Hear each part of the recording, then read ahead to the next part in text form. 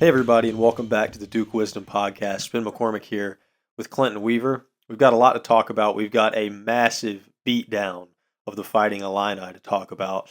But before we talk about that, we're going to get into a little bit of some breaking news and some hot button issues going around. Let's start with this idea that obviously everybody's been floating around, particularly some fans of some SEC fan bases, Florida, you know.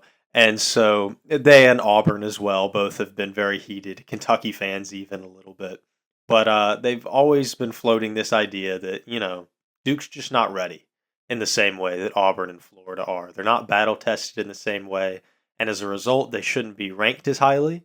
They shouldn't be favored to win the national championship in favor of those teams, and that they would lose a head-to-head matchup in March. Basically, is what they're implying because they said Duke hasn't played a team currently ranked since December 8th when they played at Louisville.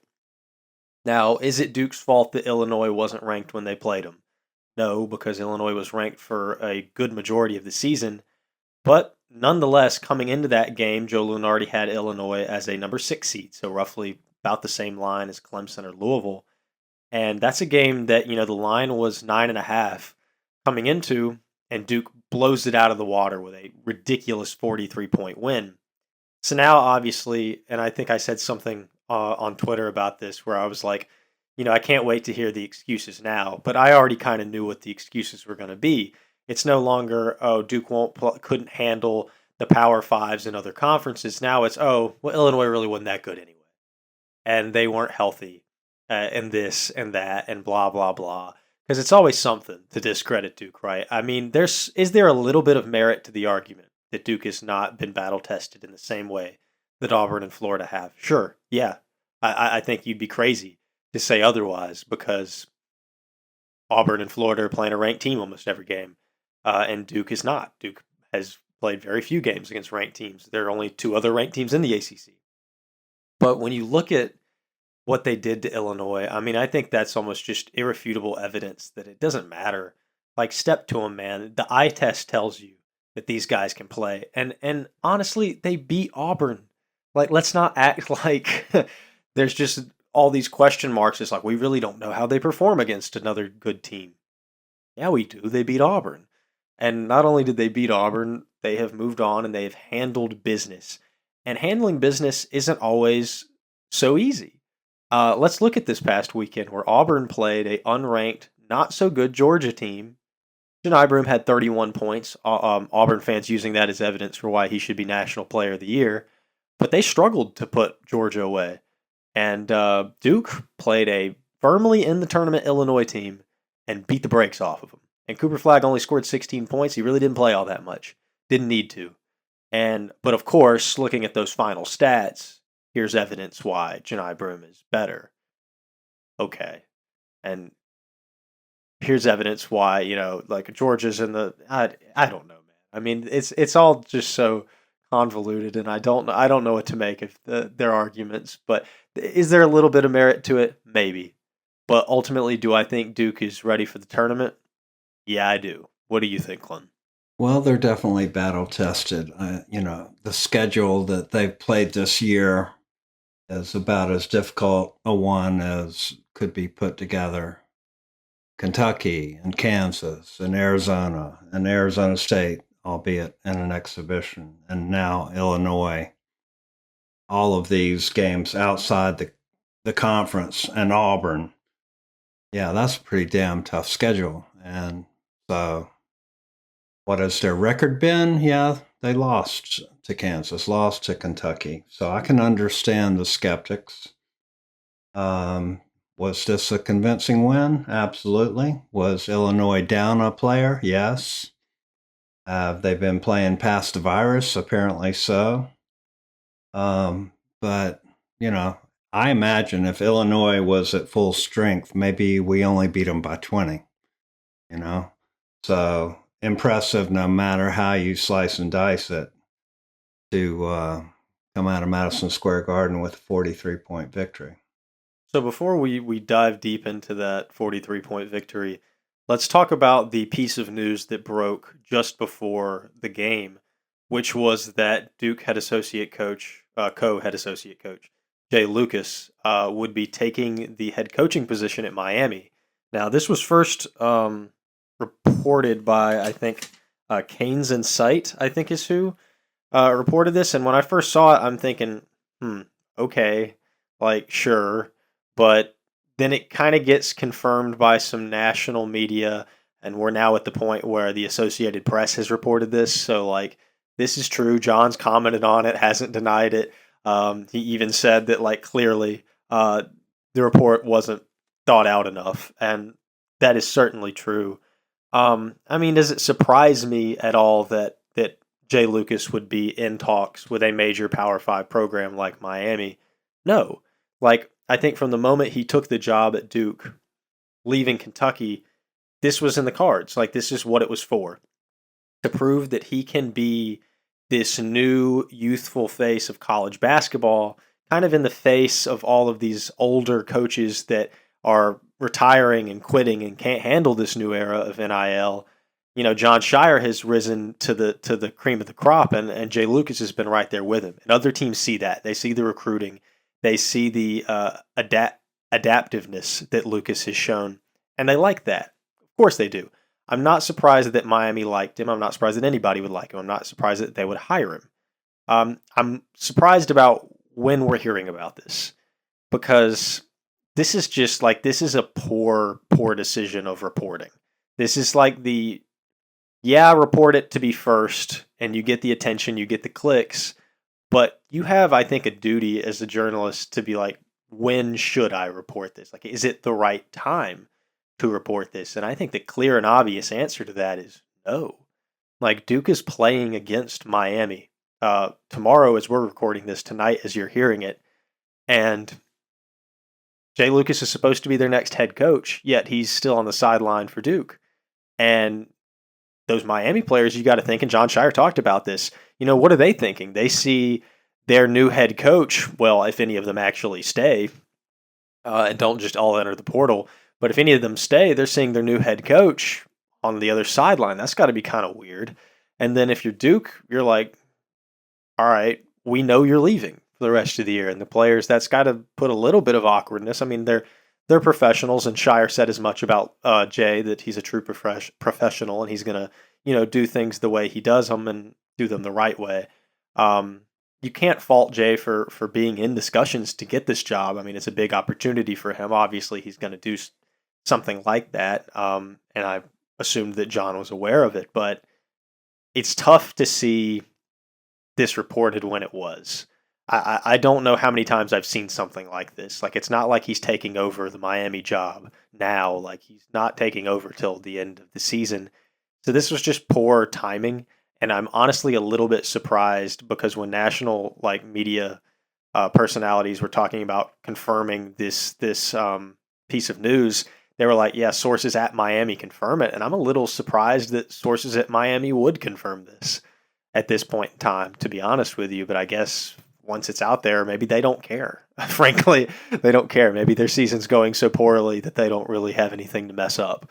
But definitely tough timing. And we will miss Jay Lucas. There's no doubt about that. What were you thinking when you saw the first initial kind of reports, or what did you see first? How long did it take you to see it? Yeah, I heard about it before the game, and it's disappointing that he would leave, but probably inevitable. I'm curious to know what the timing will end up being. I would assume he's going to stay through the end of the year. But this day and age, with the portal getting ready to open up, who knows? Coaches might be portaling off to to other teams before they should. The whole portal thing is just completely messed up in terms of timing. And, if I'm looking at it from Miami's point of view, they want him by noon yesterday so he can help them recruit for next year. But hopefully the conventional wisdom will prevail, where he stays at least, through the end of the NCAA tournament, to create as little disruption as possible for Duke. That would be my main concern. I don't fault the reporter. The reporter's doing what he's supposed to do. If he's got the news, and that's his job, to break the news. He's not paid to be concerned about the impact that it has on the Duke program. He's paid to report the news. So it is what it is. It will be awkward tomorrow night for sure. If he is, in fact, going to be the next coach of Miami. I think there's been a lot of conversation about, what happens with the Boozer boys, and does that change anything with them? And I've got to believe it has no impact whatsoever. No, I don't think that the Boozers are going anywhere. I don't. It's this kind of the same thing with the Nolan Smith situation. Like they didn't commit to play for Nolan Smith. They didn't commit to play for Jay Lucas, even if they were the lead recruiters. Like they committed to play for Duke. So I ultimately don't think the Boozers are in any danger of leaving to go to Miami. I think my to go back to my point earlier about the reporter. I think that if I were in that person's shoes, the question I would be asking, it's not necessarily am I worried about messing up Duke's season. I don't care about that. Like if I'm a reporter in that situation, it's if the people and officials and like the SIDs at Miami, like are they cool with me leaking this information this early and in this weird of timing? Because if they're not, that kind of screws up your relationship with sources, which can be tough.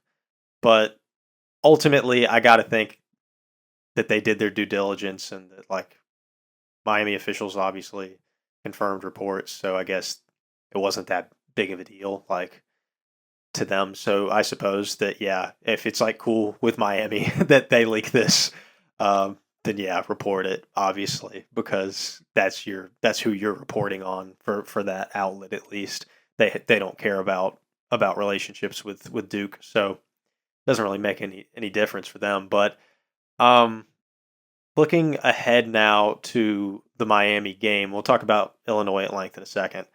Do you think that this kind of causes any sort of chasm, any sort of difficulty in the Duke locker room? Like, do you think we'll see any sort of lapse by them in this game because it'll be on their mind?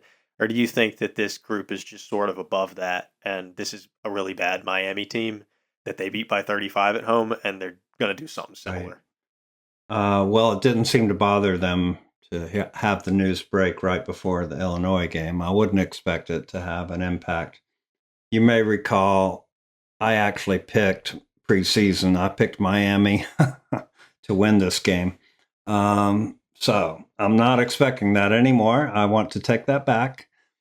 The 35-point beat down, I think, is a precursor of things to come here. So I would expect a similar outcome again. I mean, we are riding high, obviously, after the win against Illinois, and you always have to guard against complacency. And it is a quick turnaround, and it's a long trip to the southern tip of Florida.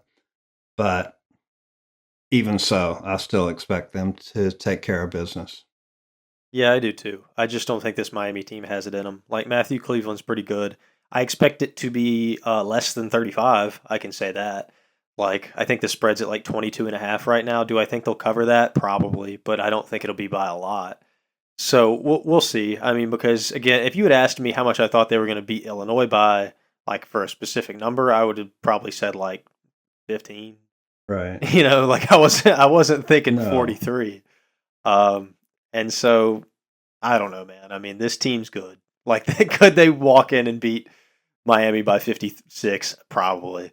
But will they? I don't think so. Like, it's tough to beat a team by that much twice in the same season. But let's talk about that 43-point win on Illinois. Another thing, like if you had told me before I sat down to watch this basketball game that Stanley Borden was going to play, I would have thought that somebody broke every single forward and center's legs on Duke's entire roster. Like there was no way that Stanley was seeing him. Actually, I will say that at the end of the game, before Stanley came, before they showed him on the screen, I was sitting there like just smack talking Shire. I was like, dude, put Stanley in this game. Let the man play in Madison Square Garden. When is he ever going to get another chance? And then they pan the camera, and I said, I take it back, John. I'm sorry. I'm sorry. You've done what the people needed. You've put Stanley in the game. And what did Stanley do? I'm looking at the box right now. He played 2 minutes. He had 1 rebound and 1 foul and a turnover. So he's on the box, and that's what I'm talking about. Stanley Borden, friend of the pod. We love him here. But also, more importantly, on the kind of walk-on-esque, although he's on scholarship now, side of things, Spencer Hubbard hit like the most confident-looking three in Madison Square Garden I think I've ever seen in my life, and so that was a beautiful thing to watch. But before any of that happened, Duke just laid down the law, man. I mean, how many guys scored in double figures? 7? 7 guys. Yeah, that's crazy. Leading scorer was Isaiah Evans in real time when he had 15 and he was in sort of, I guess, quote unquote, garbage time. I was sitting there thinking he's got 15. That's the same as like Malawatch. Cooper's got 16. I was like, if Isaiah scores one more time and he becomes the leading scorer, I'll give him player of the game. And so that's what I did. 17 from him, an absolute flamethrower. I've said it once, I'll say it a million times. If Isaiah Evans shoots the ball well, Duke is literally unbeatable. Like, I believe that. Like, if he shoots the ball that well, if Isaiah Evans scores over 15 points, Duke will not lose. And I will put like a personal stamp of a guarantee on that. It's not happening because he takes this team to a completely different level. And the fact that he did that, not out of like necessity or like Duke really needed that boost like they did against Auburn, like he just did it because he can do it. And he's at a point where he's playing more and more minutes and he looks even more confident, if that's even possible for that kid to look more confident, but he does. And so you've got him playing at that level. Cooper Flagg, even though he only played 23 minutes, still has 16 points, 5 assists, 7 rebounds. You know, Malawatch had a solid game himself with 13. I think I said 15 earlier, but he had 13 points. Con Knipple had 15. You know, Sion had 11. Tyrese Proctor with 12, and I really wish that Tyrese Proctor had scored 15 because I had the 1,000 point club graphic made, ready, polished in the drafts. Been there for a while, ready to post, and I was just like, 3 points. He's going to get it. There's like 9 minutes left. John sat him down with like 8 minutes to go. And so we're going to have to wait until the Miami game for Tyrese to cross 1,000. But that'll be cool when it happens. And then, of course, in the final 7 minutes of play, Caleb Foster went nuclear again, for whatever that means. He's trying to show that, you know, he can stay out there, you know, and he can play. He doesn't maybe need to be in the point guard position, but I think Caleb has proven time a couple times now that he can score when he needs to. But overall impressions of this game was the best game Duke played all season. It was the most distributed game they played, and it was a game that made the rest of the country look at them and go, that's a national champion. Well, Illinois certainly played their part, going 0 for 16 from 3 in the first half. I don't think you can do much worse than 0 for 16, but they did come back to end up shooting 7% from 3-point range. Better than 0. Yeah, better than 0. 2 out of 26. Yeah, it was all around great performance, very relaxing evening in front of the television set. I don't know if I've ever seen 7 players in double figures before. That's got to be a first. That's crazy, yeah. And, you know, the Foster points, yeah, I was glad to see it, but I'm not sure what it means, if anything. You know, when the game is no longer on the line and he's out there hoisting threes, you know, it's a different dynamic all the way around. You know, there's no game pressure at all. And he looked like he was having a good time, and I'm glad for that. But it was garbage time, and it'll be interesting to see if he's able to move up the pecking order at all. He seems to be still clearly at the bottom of the pecking order, because he's only coming in when the games are over, basically. But I was happy to see the way the minutes were distributed. Nobody got even close to 30. 8 different players, ranging from 14 to 28 minutes. So they're well rested when they're able to do that. Nobody's getting exhausted out there, and Yeah, it was just a thorough thrashing of the no fight in Illini. Yeah, so the mock drafts might say that Kasparis Yakashonis is a top five pick, but I don't think he really looked the part in that game. Like I think he looked worlds apart from Cooper Flag and Con Knipple, but it's one game. It's one game. Like you can't write a guy off for one game. I mean, he looked good. I could see the reasons why. Like the kind of assets, the intangibles, they're there.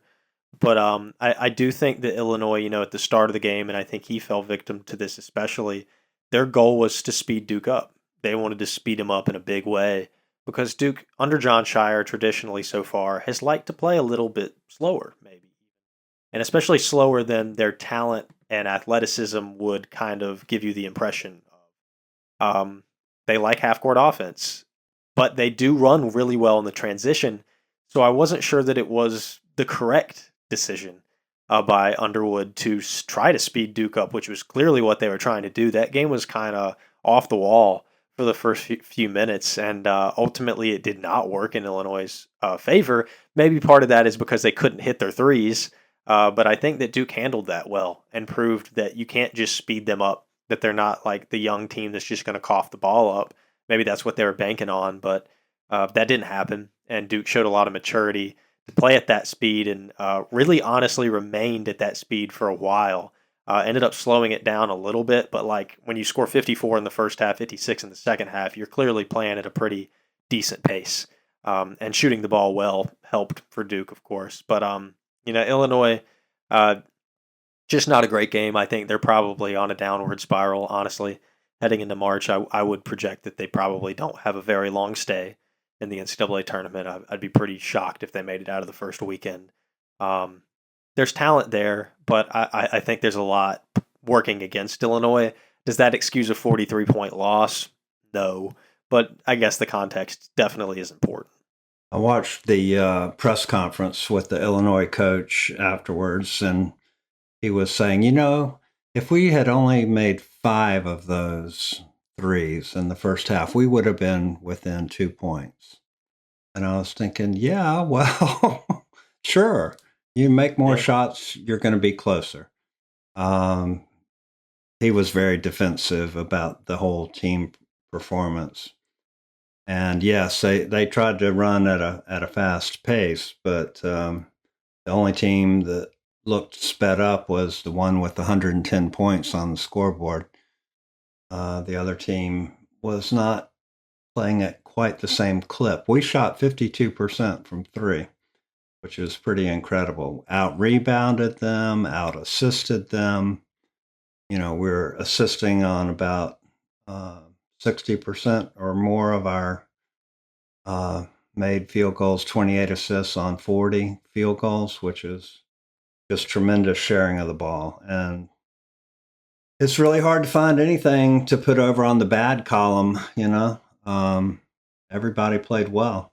Khan had a great game. He was able to get to the basket and score at will. Cooper was being Cooper, just kind of doing whatever he needed to do. And Sion was rock steady as always. You know, it's almost like they didn't even miss Malik Brown out there. Hate to say it, but they look pretty damn good. Yeah. Well, that's kind of the next thing and the last thing that I really want to talk about is, you know, obviously I think last time we talked, we maybe underestimated the amount of time Malik Brown's going to spend out. It kind of seems like he's definitely going to miss the entire regular season, and the question mark is probably on the ACC tournament. Does he play at all in the ACC tournament? And so this game, and increasingly more with Malawatch now, he's been spotty. He's been spotty. But like I feel pretty good about Malawatch being there, and I feel better by the game with Gongba. Like Gongba Mhm. is one of the most capable backup big men that I've seen Duke have. To be honest, like he's not perfect. Defensively, he's out of position pretty often, but like this guy's pretty good. Like when you consider who the other backup bigs have been in the past, I think he's a lot better than most of them. And so, yeah, you've lost Malik Brown, but like Pat can play and he can hold his own and he's gonna be really good down the line. And he's a guy that I think earlier in the season I said that like he might be like a transfer candidate. I hope that's not the case. I mean, obviously, I think that's kind of the case with anybody. Um, but I hope it's not the case for him because I think that he could definitely have a spot at Duke. If he can stay healthy, his skill set should only expand, and he could be really Oh, valuable. for sure. He has, gone from an afterthought and potential red shirt to a really key player who's getting better and better. And I hope that he's back. I hope Evans is back. Um, Maybe wishful thinking at this point. But and of course, Malik himself has another year, right, where he can come back. That could really be helpful to fill out the roster around the four freshmen that are signed so far. But let's officially end with a little discussion about Isaiah Evans coming back or not. So Brendan Marks from the Athletic had a post talking about how Isaiah the Evans is probably that's probably the biggest offseason question if you're Duke. Does Isaiah Evans come back? He said there's already portal interest, certainly, and he said the question is does he go to the NBA, maybe the transfer portal? I want to push back on that. I have a lot of respect for Brendan, but I want to push back on like I don't think transfer portal Duke does have some wings coming in. There's no doubt about it, but I don't think that Isaiah Evans is the guy that's going to lose his spot. I think his spot's only going to get bigger next season. I can't imagine that another team is going to outbid Duke, like so to speak. Um, and so I don't see it. I don't see it from his personality. I don't see it because I know he loves Duke. From when I've heard him speak, I don't see it. I don't see him being a transfer portal guy. But as for the NBA draft, like who knows? If Duke wins the national championship, my motto is sayonara everybody. Like if whoever wants to leave, go ahead. You've got like a buffer now. Everybody's going to be fine with it because you just won a national championship. So if they win the chip, like go crazy. But I really think that Isaiah would benefit greatly from a second season. Like there are things that he's just not proven that he can do at a high level yet. Like he hasn't proven that he can do anything offensively besides shoot threes at a high level. Like I know he can, but he hasn't proven it on the floor. He had flashes of that against Illinois on driving plays, but for the most part, he's barely shot anything from two at all. I think he's made like over twice as many threes as he's attempted twos. And so this guy is at a point where it's like you have a lot more to prove and your stock could be a lot higher than it is. Like I think best case scenario right now, he's going in the 40s on mocks, and so he's a first round talent. He's a pushing lottery talent, and so I think it would be a disservice to himself if he were to leave after this year. Unless Duke wins the championship, he plays a major role in it, and his stock shoots up sort of in like a Dante DiVincenzo type way or a Grayson Allen type way. But Grayson turned it down obviously after his freshman season. That would be interesting to see in that situation. But I'm under the belief that like if Duke doesn't win the national title, I think that Isaiah Evans is like 99.9999% back. Yeah, I would trade a national championship for Isaiah's departure. I'm willing to make that deal. He is on an upward trajectory, so it's TBD to see where he goes from here. He has this beautiful Madison Square moment now, to reflect on. I'm no longer worried that he's dissatisfied because he's riding the pine too much. So I think his minutes will continue to increase. His role will continue to expand. I think he does need to get stronger physically and withstand the ability to take a hit and still get to the basket. He did make a couple of 2-pointers against Illinois, which is very rare for him. His outside shooting, of course, is going to be valuable whenever he goes to the pros. That's what he's going to make his mark with, and it's just a matter of when. I think he's probably back for another year, barring the national championship and the mass exodus that you're describing. But for now, let's just enjoy the ride and, having the full complement of the players with the varying skill sets that we have because they are highly complementary to each other, and that's what it takes to have a complete team. It's looking like a very complete team. Yeah, let's not wish them away quite yet because Duke's got a lot of business to attend to. 4 regular season games left, an ACC tournament title to chase, and certainly a national championship to chase. This is one of the greatest Duke basketball teams of all time. Everybody, let's cherish it while we've got it. Thanks so much for listening. As always, make sure to subscribe to the podcast wherever it is you're listening. Go follow Duke Wisdom on Instagram, Twitter, and Blue Sky, and we will talk to you guys later.